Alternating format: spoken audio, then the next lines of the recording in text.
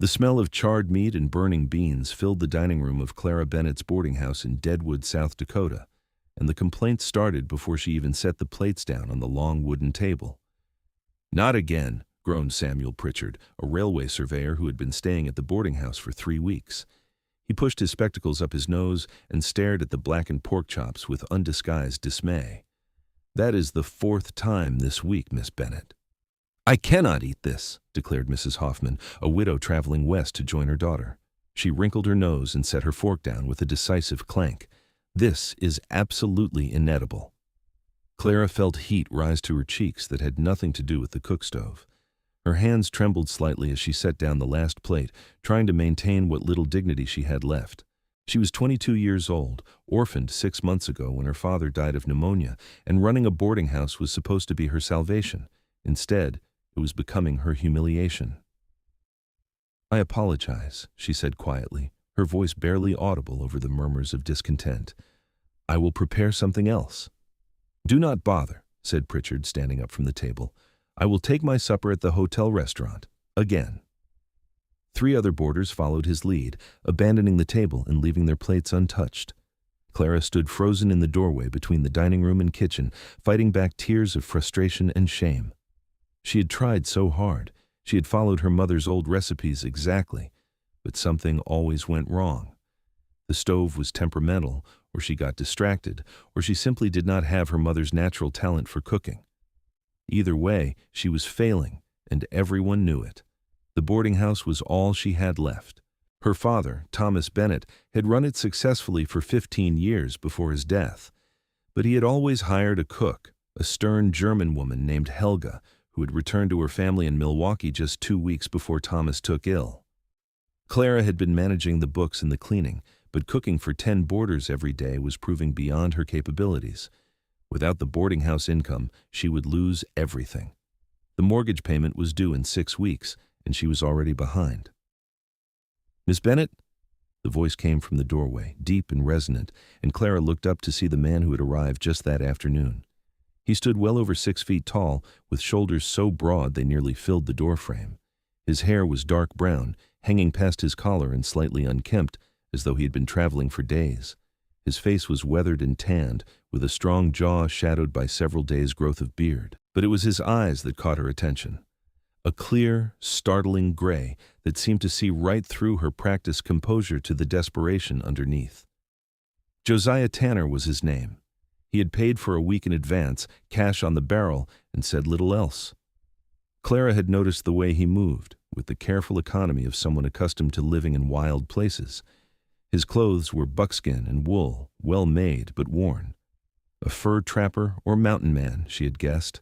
Deadwood drew all kinds in the summer of 1878, with gold still being pulled from the hills and civilization creeping slowly into the Black Hills. "Yes, Mr. Tanner," she managed, trying to compose herself.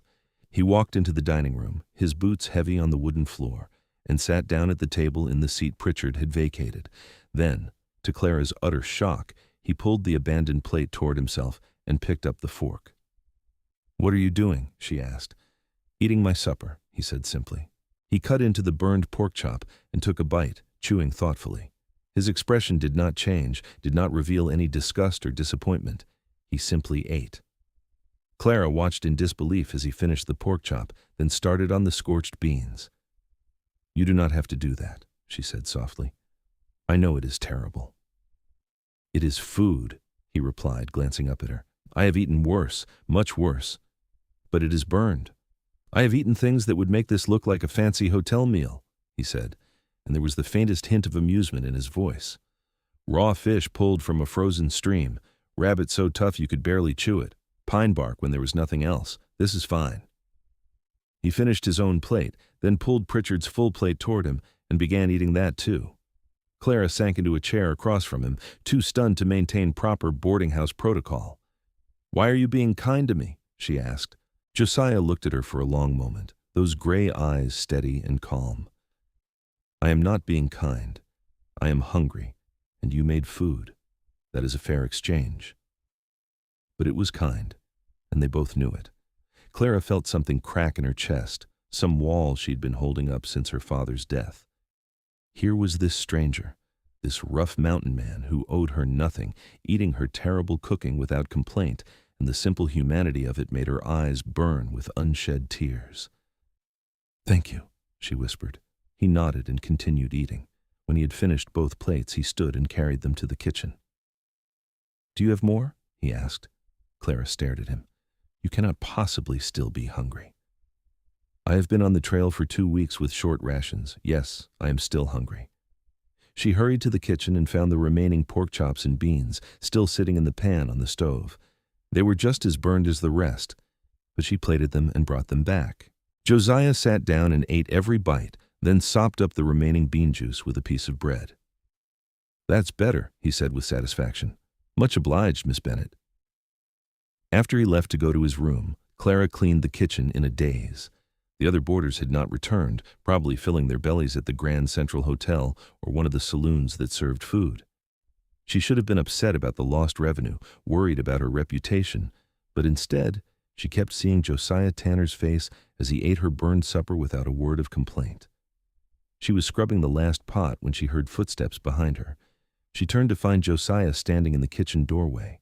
"The pump outside is not working," he said. "I was going to wash up." "Oh, it sticks sometimes," Clara said, wiping her hands on her apron. "You have to prime it twice and then pump hard. I should have mentioned it. I can fix it tomorrow if you have some tools." "Fix it?" Clara was not used to boarders offering to repair things. Most barely acknowledged her existence beyond demanding their meals and clean linens. "Sounds like the leather washer's dried out. Simple enough to replace." He paused, then added, "I'm handy with repairs. Grew up fixing everything on my family's homestead in Montana Territory before I took to the mountains." "I could not ask you to do that." "You did not ask. I offered." He studied her for a moment, then said, "You're trying to run this place by yourself, are you not?" The directness of the question caught her off guard. "My father passed 6 months ago. I'm managing." "You're drowning," he said, not unkindly. "I have seen that look before. Saw it on my mother's face the winter my father broke his leg and she tried to do everything alone." Clara felt her defenses rise. "I'm doing the best I can, Mr. Tanner." "I did not say you were not, but there's no shame in needing help." He tilted his head slightly. "Why are you cooking if you do not know how?" The question was so blunt, so lacking in judgment, that Clara found herself answering honestly. "We had a cook, but she left before my father died. I cannot afford to hire another one, not with the mortgage payment coming due. I thought I could learn, but everything I make turns to char." "You were distracted," Josiah said. "Cooking takes attention. If your mind is on the mortgage and the repairs and the laundry and everything else, you will burn the food every time." "I cannot stop thinking about those things. They are all real problems." "I know." He was quiet for a moment, then said, "Let me cook breakfast tomorrow." Clara blinked. "What?" "I can cook. Had to learn when I started trapping. Let me make breakfast for the boarders, and you can handle the other tasks." "I cannot ask a guest to cook." "Again, you are not asking. I am offering." He gave her a small smile, the first she had seen from him. It transformed his harsh features into something almost gentle. "Considerate payment for fixing the pump. A trade." Clara wanted to refuse on principle, but desperation was a powerful motivator. If the boarders left because of her cooking, she would have no income at all. "Just breakfast?" "We will see how it goes," Josiah said. "Good night, Miss Bennett." He left before she could argue further. Clara stood in the kitchen, wondering what she had just agreed to and why a mountain man who barely knew her would want to help. The next morning, Clara woke before dawn as usual. But when she came downstairs, she found Josiah already in the kitchen. He had the cook stove going properly, the heat steady, and even instead of the roaring inferno or dying embers she usually produced. The coffee was already brewed, filling the kitchen with a rich, dark aroma that made her mouth water. "You're up early," she said. "Mountain habit," he replied, cracking eggs into a bowl. "Sleep past dawn and you miss half the day." Clara watched as he worked. His movements were efficient and sure, nothing like her own fumbling attempts. He fried strips of bacon to crispy perfection, then used the grease to fry the eggs. He made biscuits from scratch, working the dough with his large, calloused hands until it was smooth, then cutting perfect rounds and setting them in the oven. Within an hour, he had produced a breakfast that looked and smelled better than anything Clara had managed in months. The boarders came down to the dining room, drawn by the scent of real food. They took their seats with the same skeptical expressions they had worn the night before, but when Clara set the plates down, prepared by Josiah but served by her to maintain appearances, their skepticism turned to surprise. "This is excellent," said Pritchard, cutting into a perfectly cooked egg. "Quite excellent, Miss Bennett." Mrs. Hoffman nodded in agreement, her mouth full of bacon. The other boarders murmured their approval, and Clara felt a strange mix of relief and shame. Relief that they were satisfied, shame that she had not been able to provide this herself. After breakfast, Josiah disappeared outside with a toolbox Clara had shown him. She watched from the kitchen window as he dismantled the pump, his large hands surprisingly dexterous with the small parts. The morning sun caught the highlights in his dark hair, and she noticed the way his shirt stretched across his broad back as he worked. He was tremendously strong.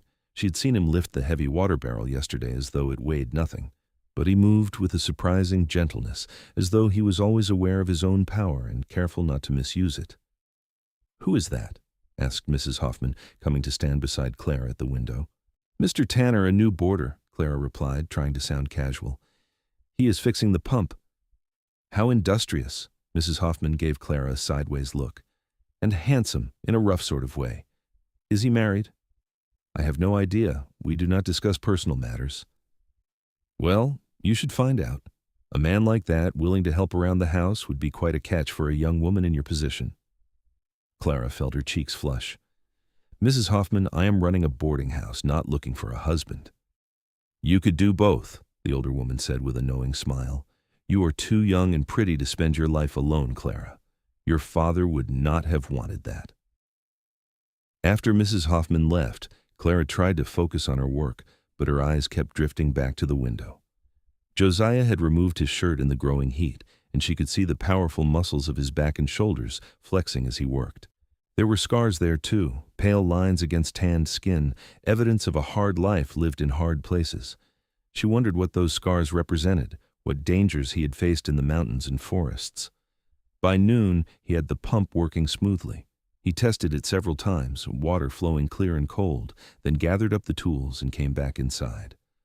Clara met him in the kitchen with a glass of cool water and a sandwich. "You did not have to make me lunch," he said. "It is just bread and cheese. Even I cannot ruin that." He smiled again, that small transformation of his features, and took the sandwich. "The pump should work fine now. Replaced the washer and tightened a few connections." "What do I owe you?" "Nothing.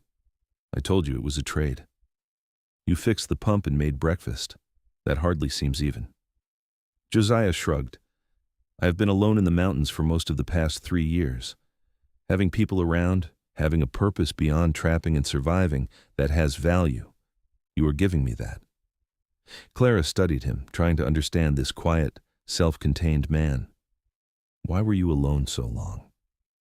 "I like the quiet," he said, "and I needed to be away from people for a while." There was something in his voice, a hint of old pain, that made Clara not press the question. Everyone had their sorrows. She certainly had hers. "Will you make supper tonight too?" she asked, half hoping he would say yes, half dreading being even more in his debt. "If you want," he said. "But maybe you should watch while I cook, learn a few things. I will not be here forever, and you will need to manage on your own eventually." The reminder that he had only paid for a week stung more than Clara expected. Of course he would leave. He was a drifter, a mountain man. Men like him did not stay in one place. "That would be helpful," she said, keeping her voice neutral. That evening, Clara stood in the kitchen and watched as Josiah prepared venison steaks with roasted vegetables. He explained everything as he worked, his voice low and patient. "The key is temperature," he said, adjusting the damper on the stove. "Too hot and everything burns. Too cool and nothing cooks through. You have to learn the feel of this particular stove, how it draws, how it holds heat." "I have tried," Clara said. "It seems to have a mind of its own." "All stoves do. You just have to be more stubborn than they are." He placed the steaks in the pan where they sizzled immediately. "And you have to stay present. No running off to fold laundry or make beds while something is on the heat. But there is always so much to do. Then something has to give. You cannot do everything perfectly. No one can." It was such a simple statement, but it hit Clara like a revelation. She'd been trying to do everything her father had done, everything the cook had done, everything her mother had managed before her death 10 years ago. She had been trying to be 3 people and failing at all of it.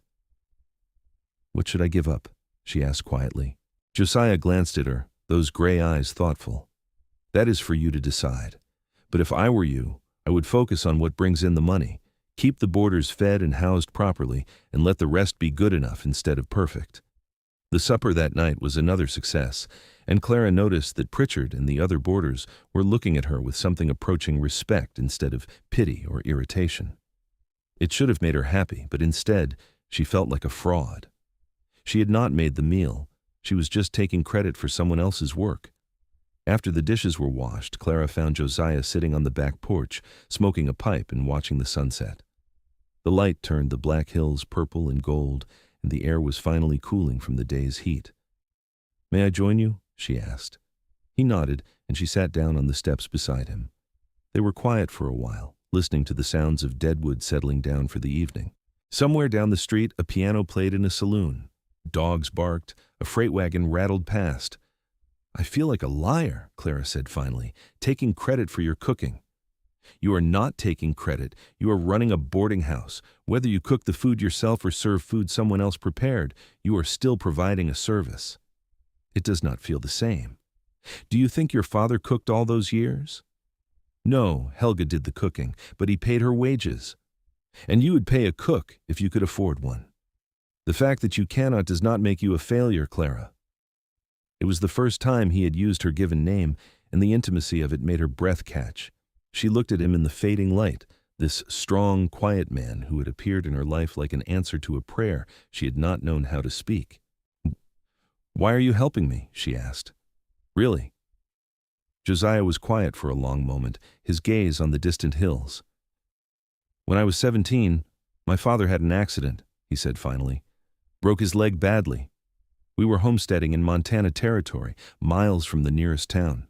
My mother tried to handle everything, the farming, the animals, caring for my father, feeding the family. She nearly killed herself doing it. I watched her get thinner and more exhausted every day, and there was nothing I could do to help. I was out working the fields from before dawn until after dark, just trying to keep us from starving." He paused, drawing on his pipe. "She had a stroke that winter, died instantly. She was only 42 years old. His voice was even, but Clara heard the old grief underneath. If someone had been there to help her, to take some of the burden off her shoulders, she might have lived.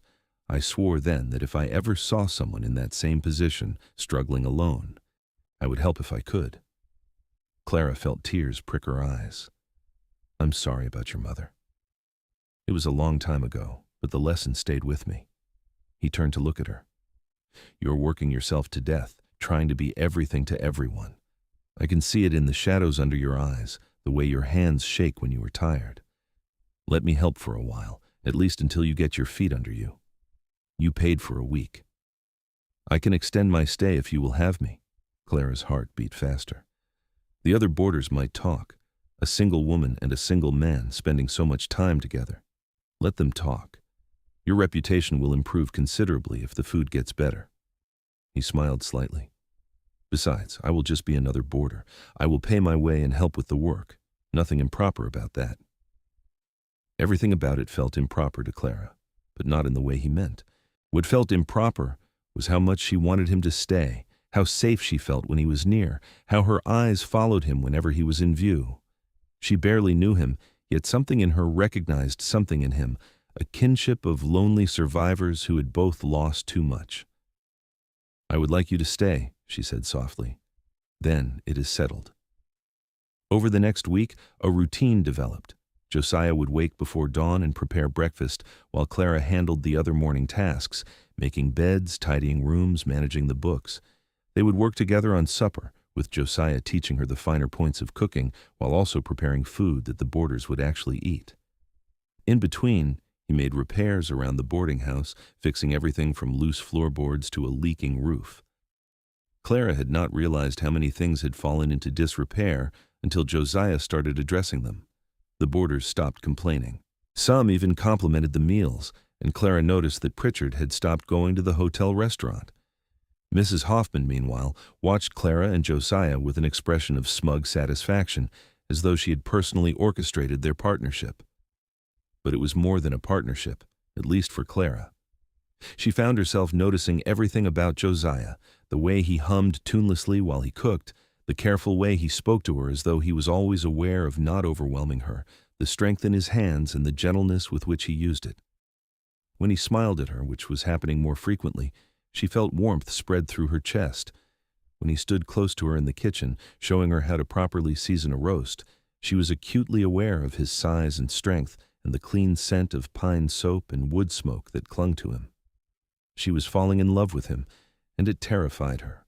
Clara had been courted before, briefly, by a banker's son who had made it clear he expected her to give up the boarding house and become a proper society wife. She had declined, unwilling to give up her independence and the last connection to her parents. But Josiah was different. He did not ask her to be anything other than herself. He did not try to take control or make decisions for her. He simply stood beside her, offering his strength when she needed it, and stepping back when she did not. 2 weeks after his arrival, on a warm afternoon when the other boarders were out, Clara was cleaning the upstairs hallway when she heard a crash from downstairs. She hurried down to find Josiah in the dining room, standing over a broken chair. "What happened?" she asked. "The chair leg snapped when I sat down," he said, looking chagrined. "I should have noticed it was weakened. I'm too heavy for delicate furniture." Clara could not help but laugh. "You are not delicate, that is for certain." He smiled, and then his smile faded as he looked at her. "You have a good laugh," he said quietly. "I have not heard it much. I have not had much reason to laugh lately. You should laugh more. It suits you."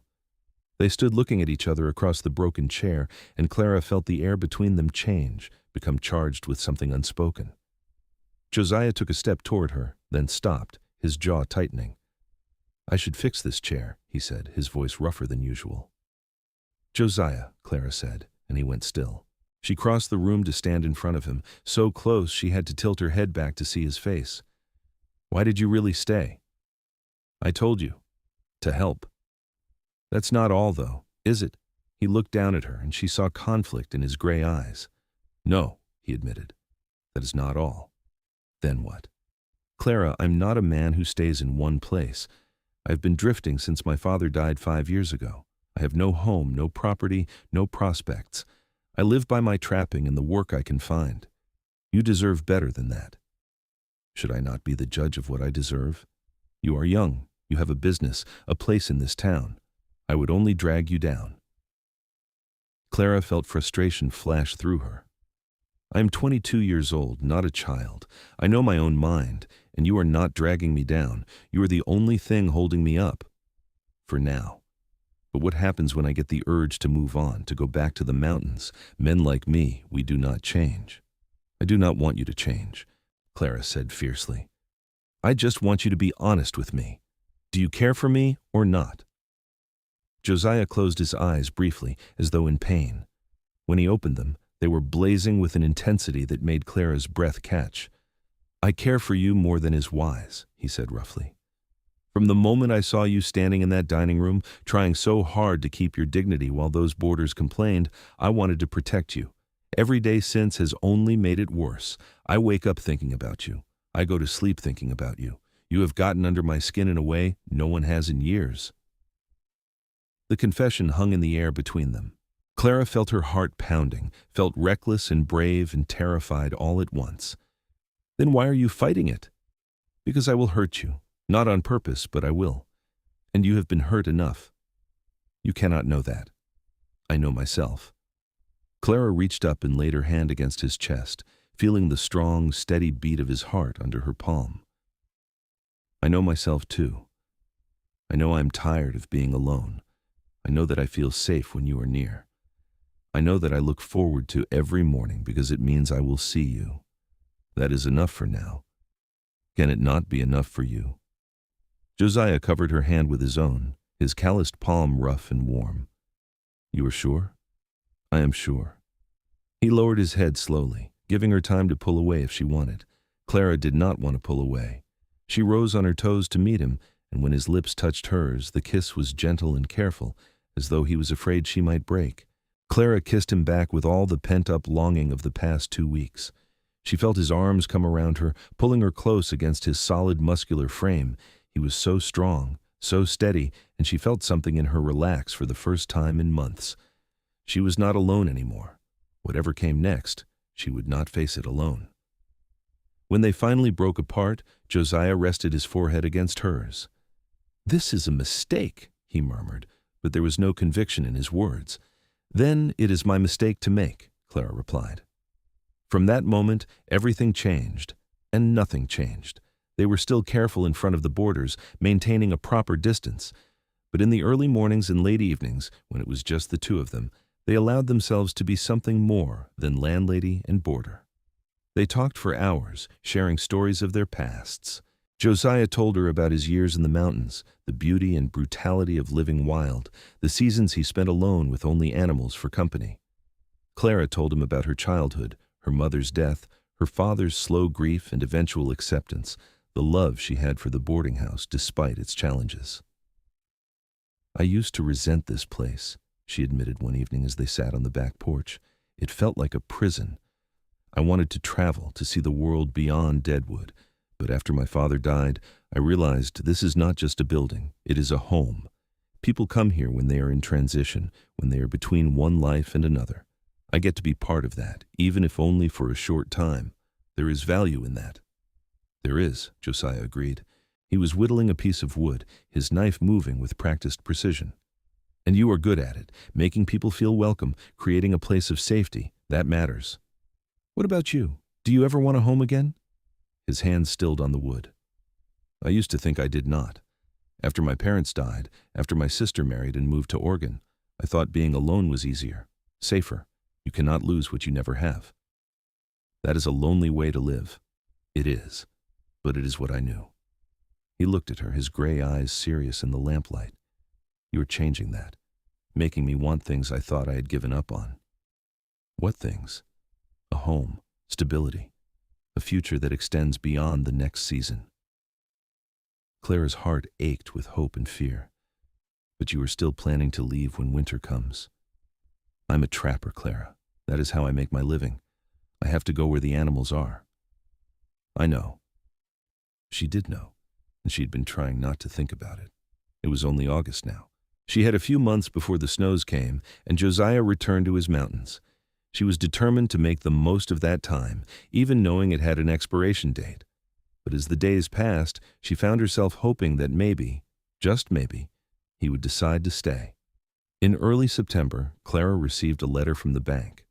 The mortgage payment was due in 3 weeks, and she was still short.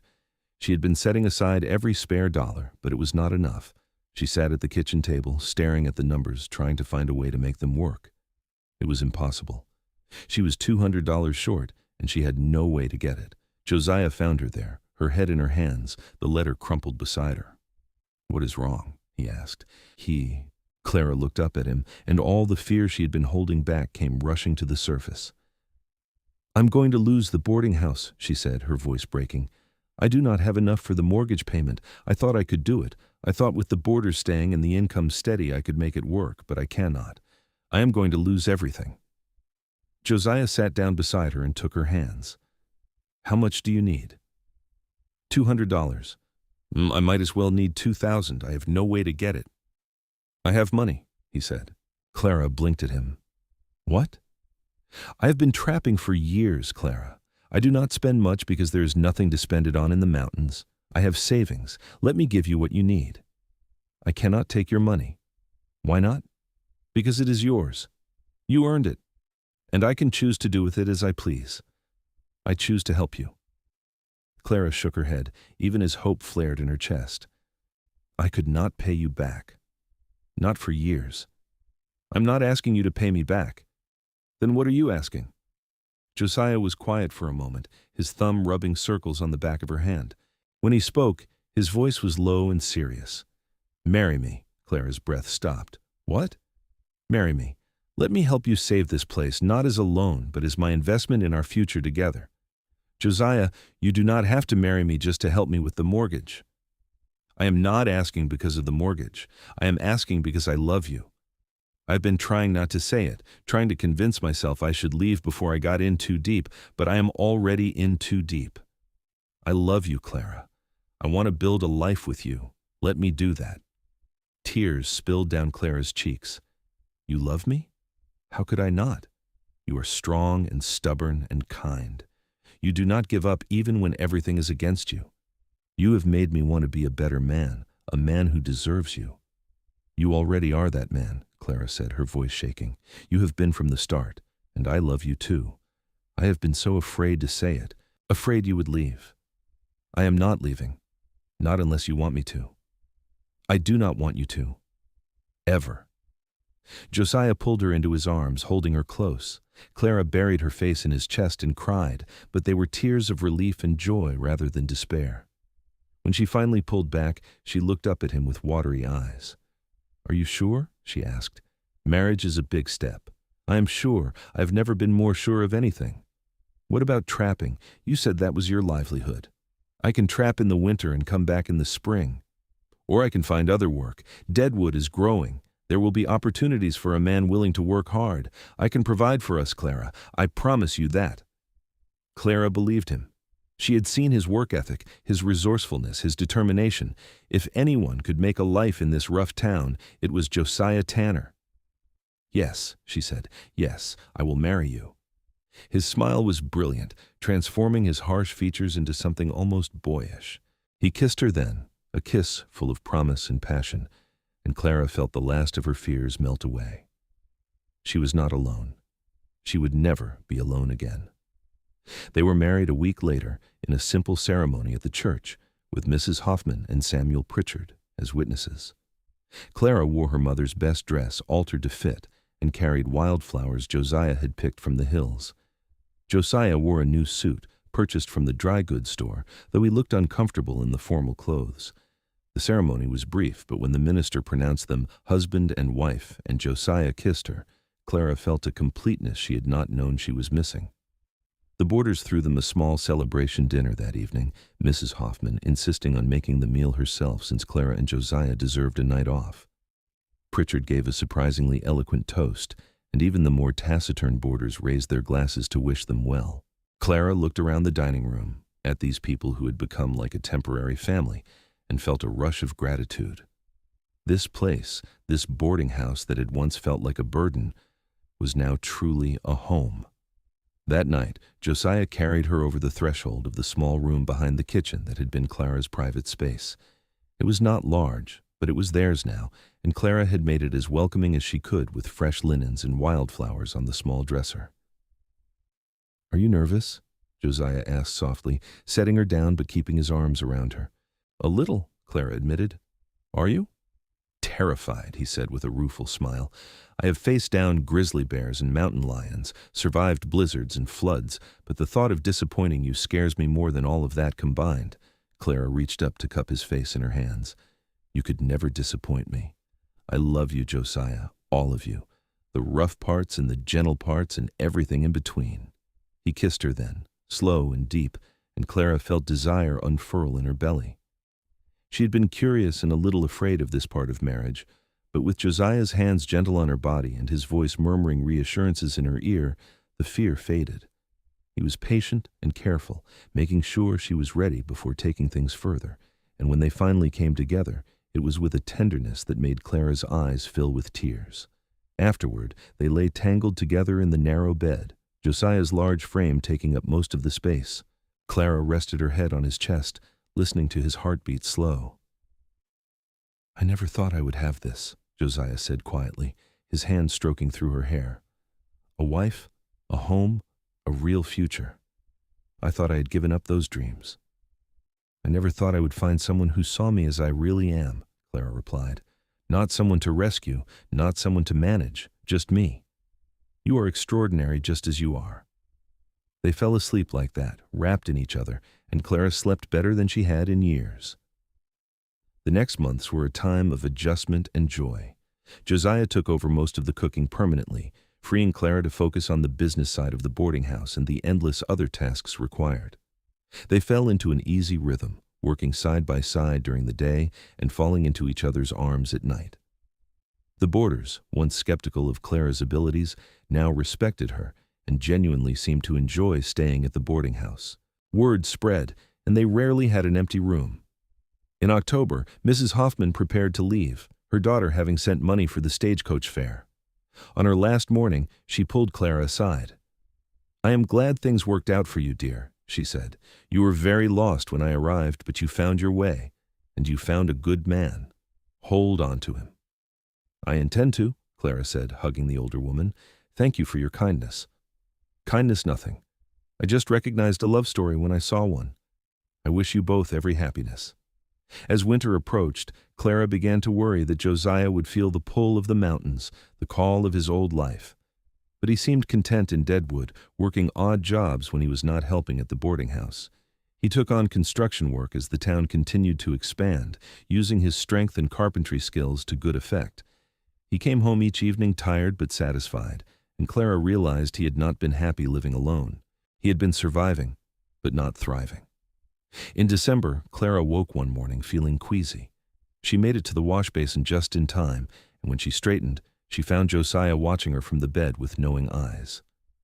"How long?" he asked. "I'm not certain yet. Maybe a month or two." He got up and crossed to her, pulling her into a gentle embrace. "How do you feel about it?" "Scared," Clara admitted, "and happy, and terrified. Is that normal?" "I think that is perfectly normal." He pulled back to look at her, his hand resting protectively on her still flat stomach.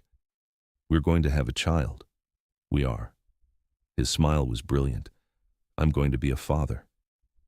"You're going to be a wonderful father," Clara said, and she meant it.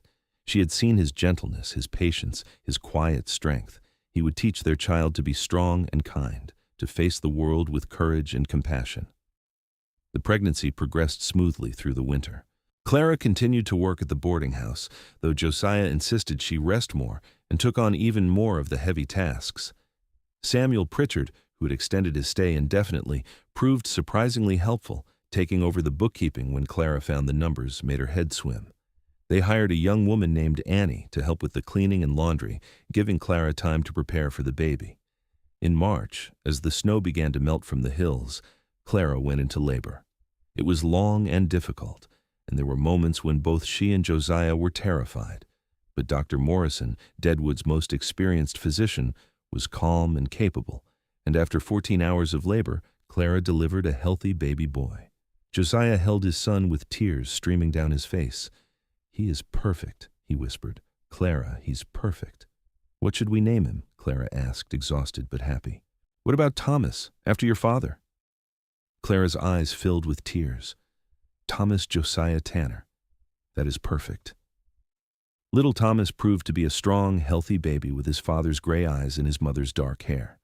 Josiah was a devoted father, getting up in the night to walk Thomas when he was fussy, changing diapers without complaint, singing to him in a low, rumbling voice that never failed to soothe. Clara watched them together and felt her heart overflow with love. The boarding house continued to thrive. With Annie's help and Josiah's cooking, Clara was able to focus on making their home truly special. She put in little touches that made boarders feel welcome: fresh flowers in the rooms, a small library of books in the parlor, a comfortable sitting area where people could gather in the evenings. Deadwood was becoming more civilized, less of a rough mining camp and more of a real town, and the boarding house evolved with it. Pritchard eventually left for a position in Cheyenne, but not before recommending the boarding house to several colleagues. They had a steady stream of railwaymen, merchants, and miners, all drawn by the good food and comfortable accommodations. Clara was able to pay off the mortgage a year ahead of schedule, and they even saved enough to make improvements: a new stove, better mattresses, repairs to the exterior. When Thomas was a year old, Josiah sat Clara down one evening after the baby was asleep. "I have been thinking," he said. "About what?" "I have enough saved to buy us a small house. Nothing fancy, but a place of our own. We could still run the boarding house, but we would have private space for our family. What do you think?" Clara felt a rush of joy. "I think that sounds wonderful. But are you sure? This is a significant investment." "I am sure. This is our home now, Clara. Deadwood, this town, this life. I want to put down roots properly. I want Thomas to grow up with stability, with a real home." "You do not miss the mountains?" Sometimes, he admitted, but not enough to leave. Everything I need is right here. They purchased a modest house on the outskirts of town in the spring of 1880, with enough room for their growing family and a large kitchen where Josiah could experiment with new recipes. They hired Annie full-time to help run the boarding house, along with a cook named Margaret who had recently arrived from San Francisco and was looking for work.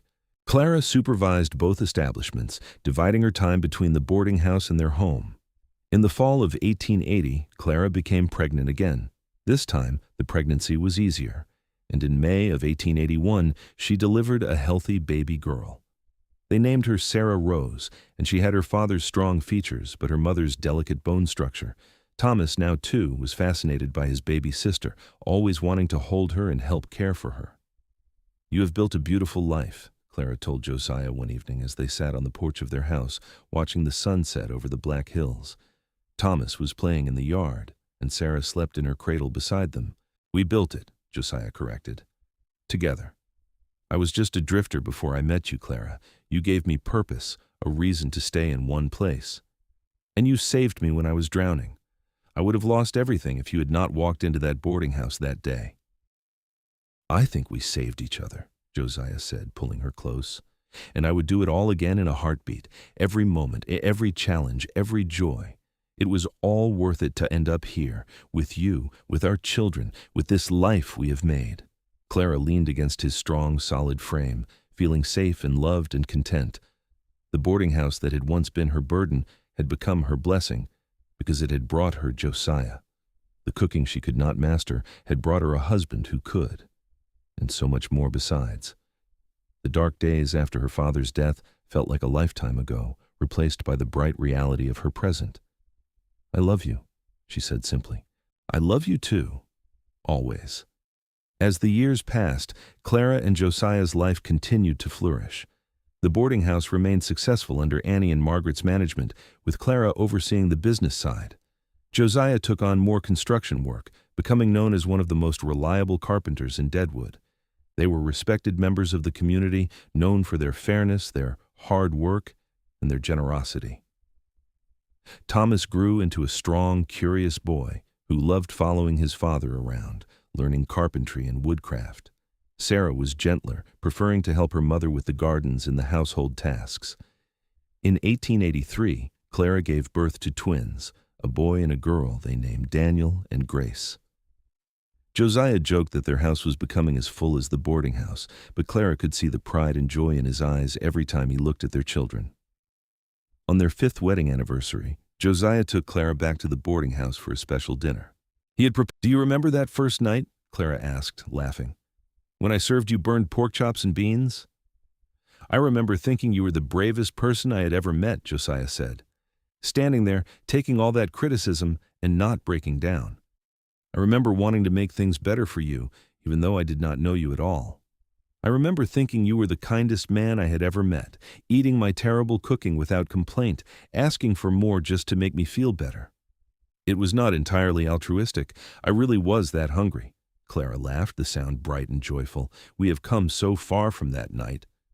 "We have, and I would not change a single thing." Josiah reached across the table and took her hand. "You are my home, Clara. Wherever you are, that is where I belong." "And you are mine," Clara said, her voice thick with emotion. "My mountain man, who wandered into my life and decided to stay. Forever," Josiah promised. "I am staying forever." And he did. They grew old together in Deadwood, watching their children grow and eventually have children of their own. Thomas became a builder like his father, working alongside Josiah until the older man's joints grew too stiff for heavy labor. Sarah married a schoolteacher and opened a small school for girls. Daniel became a trapper, drawn to the mountains his father had once loved, though he always came home for the winters. Grace married a doctor and stayed in Deadwood, giving Clara and Josiah the joy of having grandchildren nearby. The boarding house eventually passed to Annie, who had become like family over the years. She ran it successfully for another 2 decades, always keeping a picture of Clara and Josiah on the mantel and telling new boarders the story of how the establishment had nearly failed before a mountain man with a kind heart had walked through the door. Clara and Josiah spent their later years in their house, surrounded by children and grandchildren, their days filled with the comfortable rhythms of a long, happy marriage. They sat on their porch in the evenings, holding hands and watching the sun set over the Black Hills, the same view they had cherished for decades. "Do you ever regret it?" Clara asked one evening when they were both well into their 60s. "Giving up the mountains, the freedom of that life?" Josiah looked at her with those gray eyes, still clear despite his age. "Not once, not for a single moment. The mountains were beautiful, but they were lonely. This life, with you, with our family, this is what I was always meant to have. I just did not know it until I found you." "I was so lost when we met," Clara said. "I thought I had to do everything alone, be everything to everyone. You taught me that asking for help is not weakness, that partnership is not surrender. You saved me, Josiah. And you saved me right back, my darling. We saved each other." On a warm summer evening in 1903, 25 years after that first meeting in the boarding house, Josiah passed away peacefully in his sleep, Clara's hand in his. She grieved deeply, but found comfort in their children and grandchildren, in the life they had built together, in the memories of a quarter-century of love and partnership. She lived another 8 years, watching her family continue to grow and thrive. She never remarried, content with the love she had known, unwilling to replace what had been irreplaceable. When she died in 1911, she was laid to rest beside Josiah in the Deadwood cemetery, under a simple headstone that read, "Clara and Josiah Tanner, together always." Their story became legend in Deadwood, told and retold over the years. The story of the young widow who could not cook, and the mountain man who ate her, burned suppers, and asked for more. The story of two lonely souls who found each other in a rough mining town and built a life of love, family, and community. The story of how kindness and courage can transform everything. The boarding house still stood decades later, a historic building that tourists would visit. A small plaque by the door told the story of Clara Bennett and Josiah Tanner, of burned suppers and second chances, of love that grew from the simplest acts of compassion. Young couples would read it and smile, understanding that the best love stories often start in the most unexpected ways. And somewhere in the Black Hills, where the wind whispered through the pine trees and the sun set in gold and purple glory, the spirits of Clara and Josiah walked hand in hand, together as they had always been, forever bound by the love that had saved them both. The boarding house kitchen, where it all began, remained the heart of the building.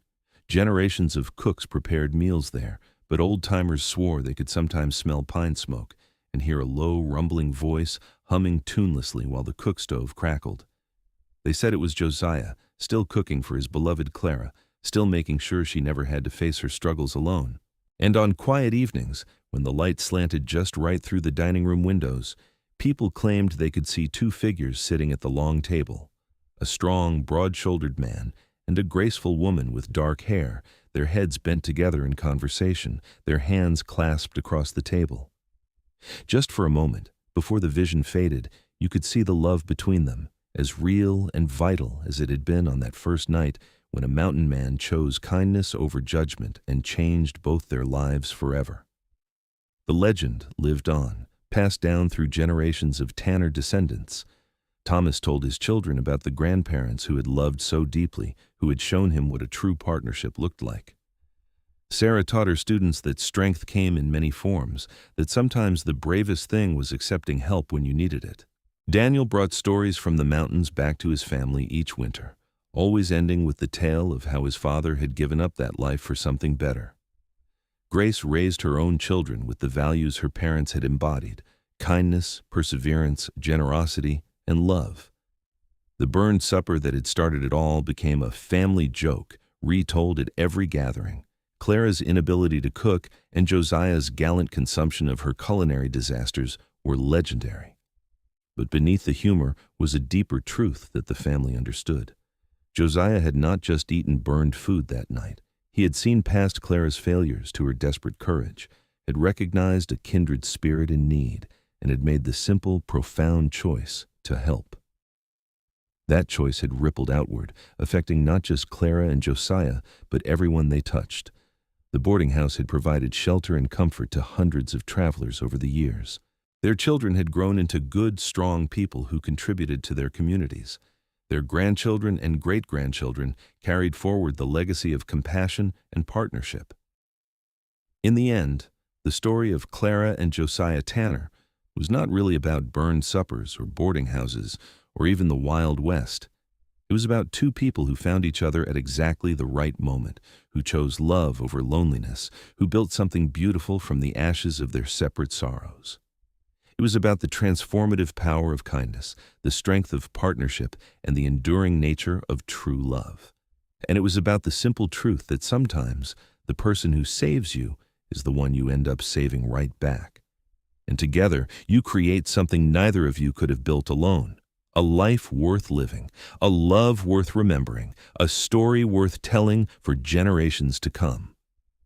The boarding house stood as a monument to that truth, a physical reminder that even in the roughest places, even in the hardest times, love could take root and flourish. Clara and Josiah had proved that, and their descendants carried that knowledge forward like a torch, lighting the way for others who struggled and doubted and wondered if happiness was possible. It was possible. It was always possible. You just had to be brave enough to accept help when it was offered, brave enough to offer help when it was needed, and brave enough to believe that love could grow even in the most unlikely soil. Clara and Josiah had been that brave, and they had reaped the rewards for the rest of their long, happy lives. Their story, beginning with a burned supper and a mountain man's kindness, became a testament to the enduring power of love, the importance of partnership, and the beauty of two people choosing each other again and again through all the days of their lives.